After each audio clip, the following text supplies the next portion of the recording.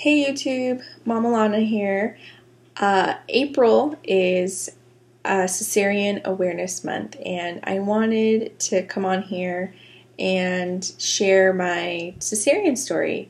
I have had 5 children, and one of them was born emergency cesarean.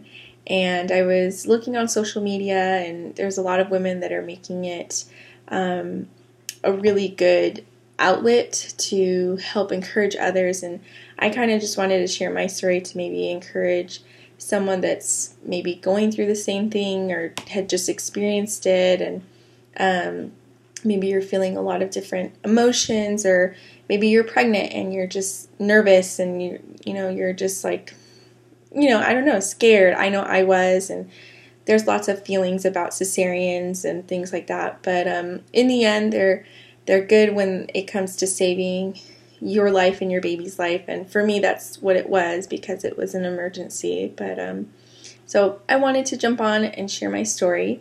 So to kind of backtrack, I got pregnant with my son in 2010, and he was my 4th pregnancy. No, gosh, he was my 5th pregnancy, but my 2nd child.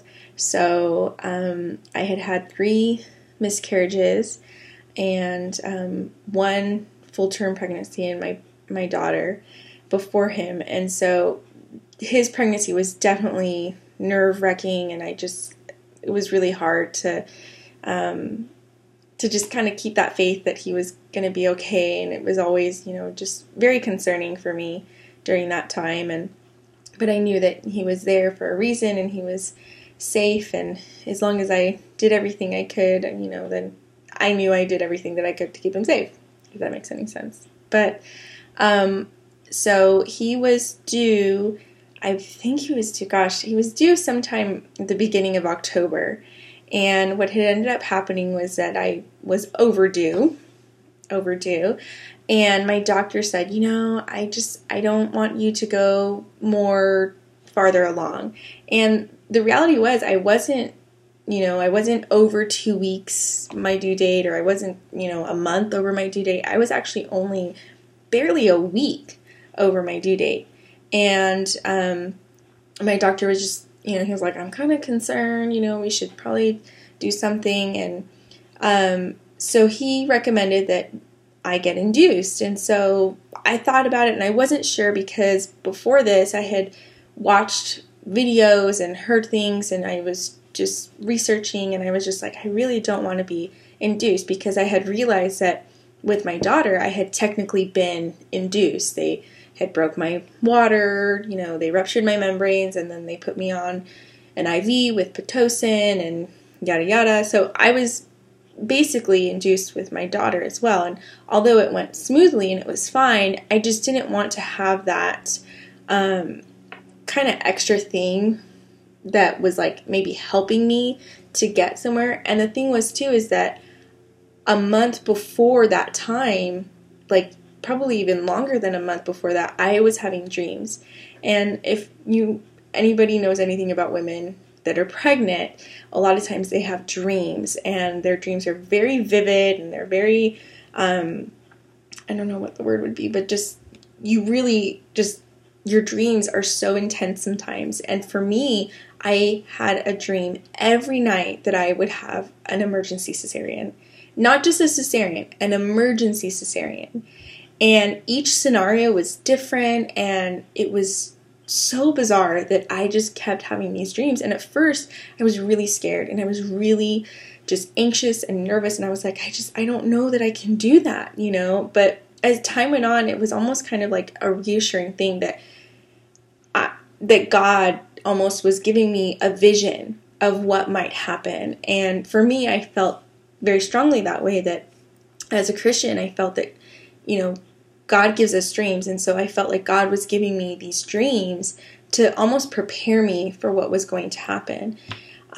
So reluctantly, at that time, I agreed. And so we went into the hospital at night and got hooked up and put on a very low dose drip, and so through the whole night I was contracting and dilating and everything that you need to be doing to have a baby. And my pain wasn't too bad. I have a very high pain tolerance, so I wasn't too worried about the pain.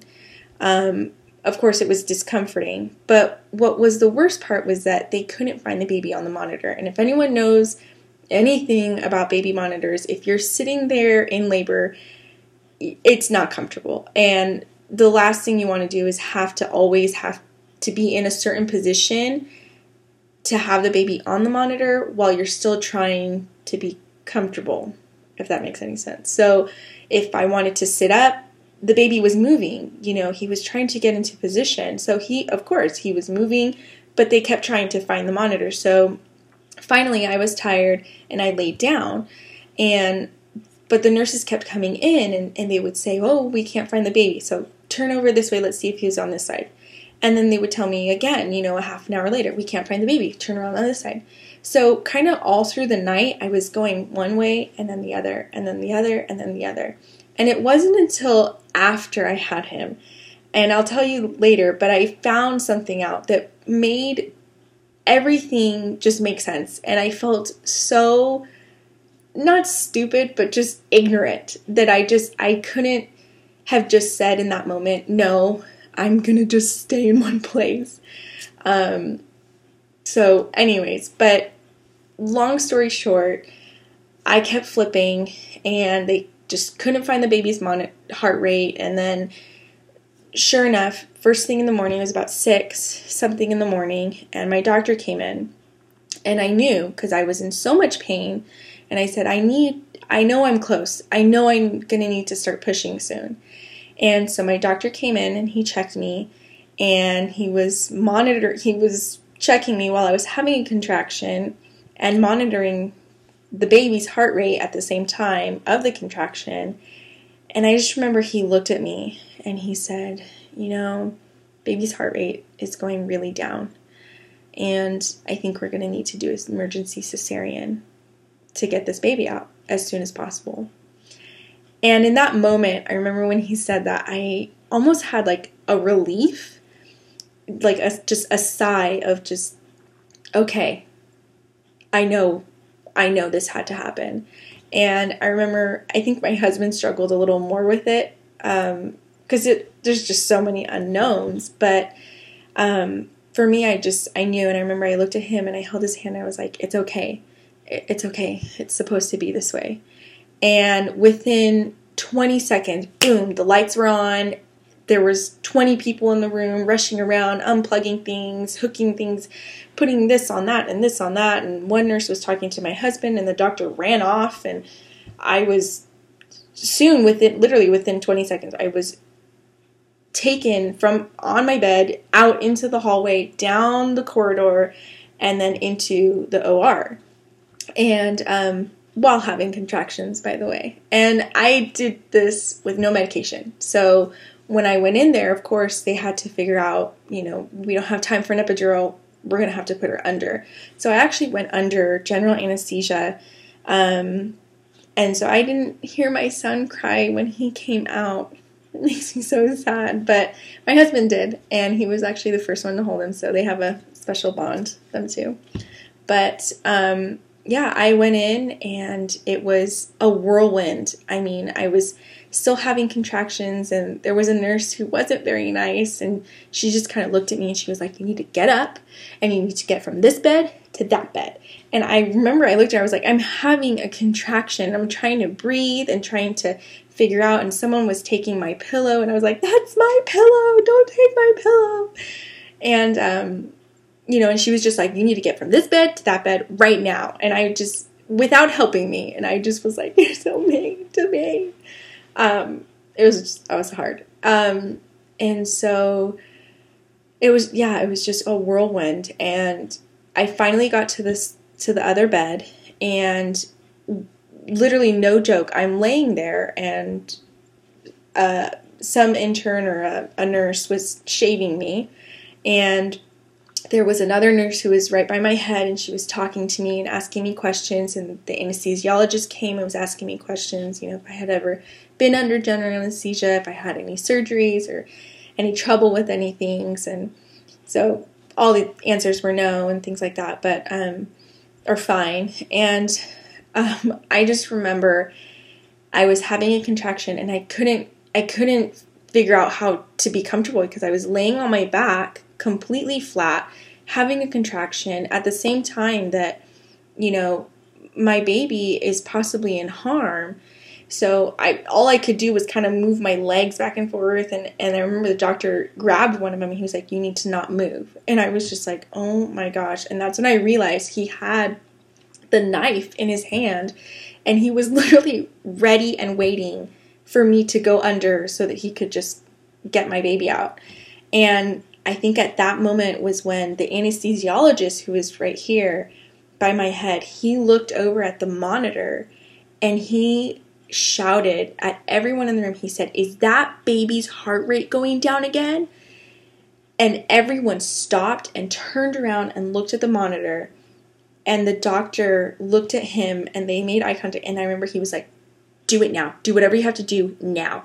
And they put the mask on me and they put something in my IV. I don't even know. And he was just like, "You're just going to take a quick nap and you'll have your baby in 10 minutes. And I was just like, "What?" And I went 1 Mississippi, 2 Mississippi. And when I said 2 Mississippi, I saw the doctor literally go in to cut me. I wasn't even asleep yet. And then I went to sleep. And so, yeah, that was the whole procedure. I don't remember anything after that. I didn't wake up halfway through. I woke up and I was very lovingly awoken to my husband sitting next to me with my son in his arms, and all I could think of was I just said, "Is he okay? Is the baby okay?" And I remember he just looked at me, he was like, "Yes," and I was like, "I want to hold him, I just want to hold him." And I took him in my arms, and by this point, by the time I woke up, he was already pink and looking healthy and alive, but it was definitely a scary thing to go through. And so, like I said, I hope this encourages someone. Not all labors and deliveries are like this. Mine was just, just a special thing to go through.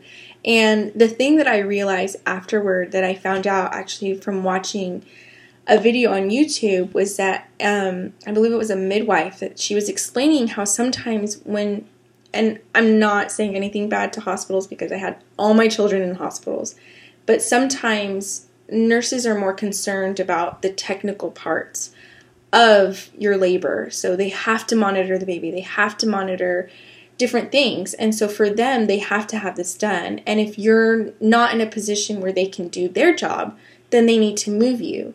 But that poses a problem because when your baby is trying to come out, it has to be in a certain position. So if your baby is still high, and say this is your pelvis, your baby's still high, it has to turn to get into position.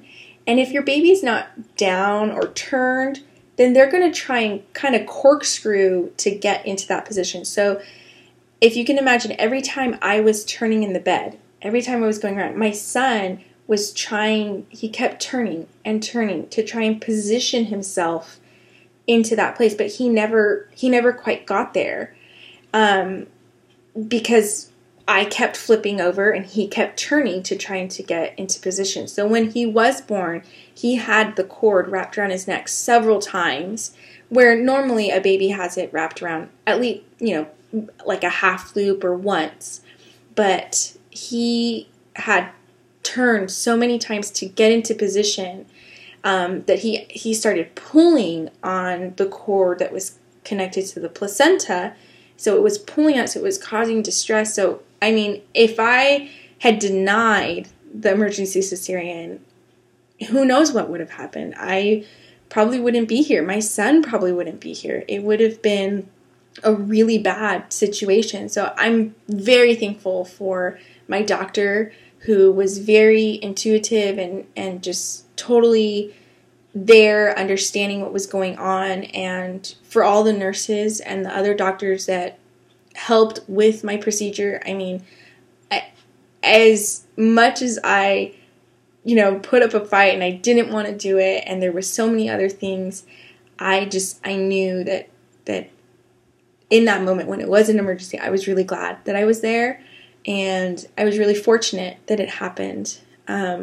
Because like I said, I probably wouldn't have my son today if it wasn't for my emergency cesarean. So, but I'm also very fortunate that my scar isn't that big, and actually I've had people see it and they're like, that's nothing. Other women are very long. Mine's actually probably about a few inches, and it's barely there at all. I healed very well, and actually I had another son not too long after, so I did have a VBAC, and it was with the same doctor, and I remember he was like, oh my gosh, you should, teach women about this. So that's what I'm hopefully doing now. But anyways, I hope that this was informative and encouraging and helpful in whatever way that it can be. And I think being aware of cesareans is a good thing. And I think having a month of it is great, because it can be scary at times, but it can also be a blessing. And it was for me. And I'm very thankful that that I had a cesarean, because now I have a story to tell. And hopefully, like I said, it encourages someone. I think I said that too many times now. But anyways. All right. Well, I will hopefully see you soon. And thanks for watching. Bye, YouTube.